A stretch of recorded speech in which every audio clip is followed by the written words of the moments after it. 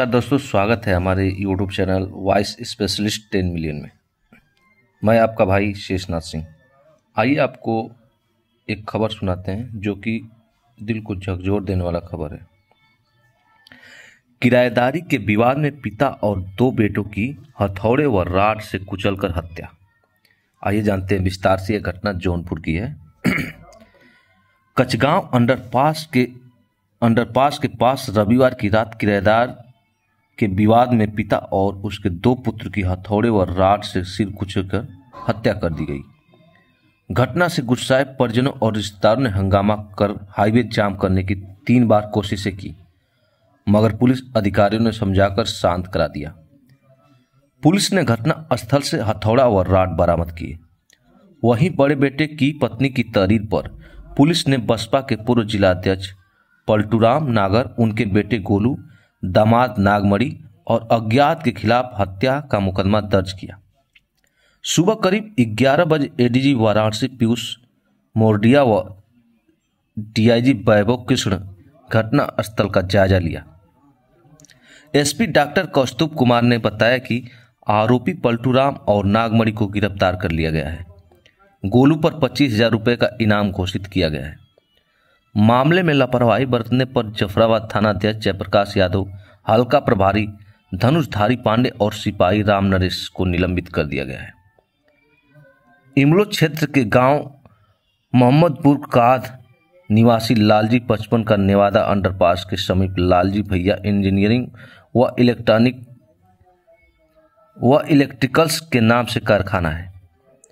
यहां पर वो वेल्डिंग और जेसीबी का मरम्मत का काम करते थे। दोनों बेटे गुड्डू 33 और यादवीर 25 भी काम में सहयोग करते थे। कारखाने में जल निगम के पाइपों पर चूड़ी पेरने का भी काम होता है। पुलिस के अनुसार लालजी रविवार को जौनपुर गए थे। वहां से काम निपटाने के बाद शाम करीब 5 बजे वो कारखाना पहुंच गए। इसके बाद वह यादवीर और गुड्डू के साथ काम में जुट गए। देर शाम तक घर नहीं लौटने पर गुड्डू की पत्नी सरिता देवी ने पति, ससुर और देवर के मोबाइल पर फ़ोन किया, लेकिन तीनों के फ़ोन नहीं उठे। इसके बाद सरिता देवी ने अपने भाई देवेंद्र कुमार निवासी खरौरा को फ़ोन कर तीनों लोगों को पता लगाने के लिए कहा।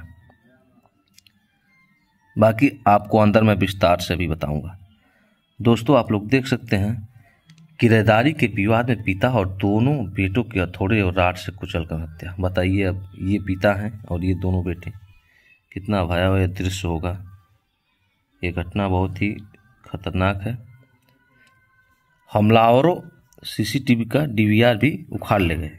हमलावर इतने खतरनाक थे कि आप लोग देख सकते हैं कि वो हम सीसीटीवी भी उखाड़ ले गए। और आइए जानते हैं पूरा विस्तार से। आइए आपको पूरा विस्तार से बताते हैं।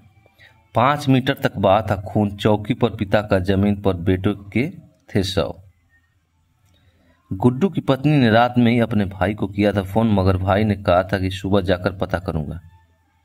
और आइए जानते हैं पूरा विस्तार से।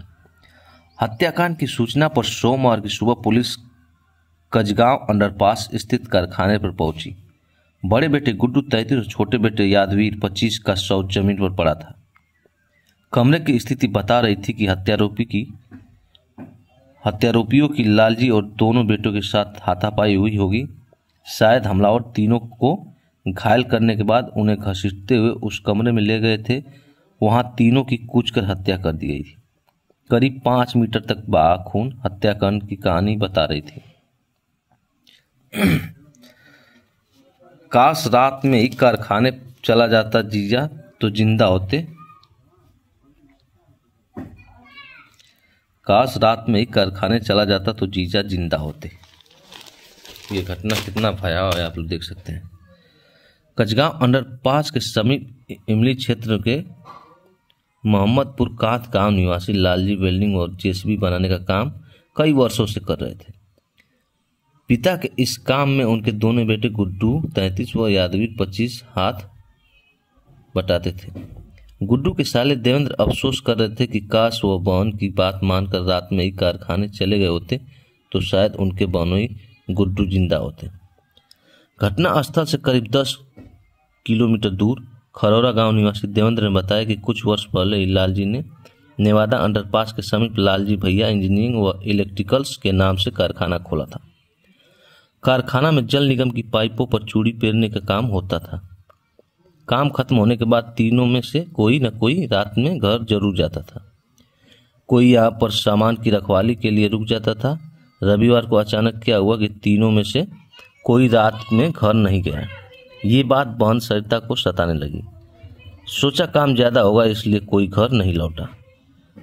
रात 12 बजे के बाद भी कोई घर नहीं आया तो उसे चिंता हुई।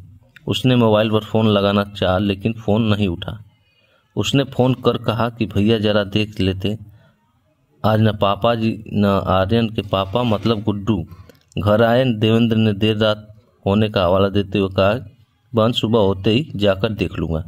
देवेंद्र अफसोस कर रहे थे कि काश वह बहन की बात रात में ही कारखाना चले गए होते तो शायद घटना टल सकती थी।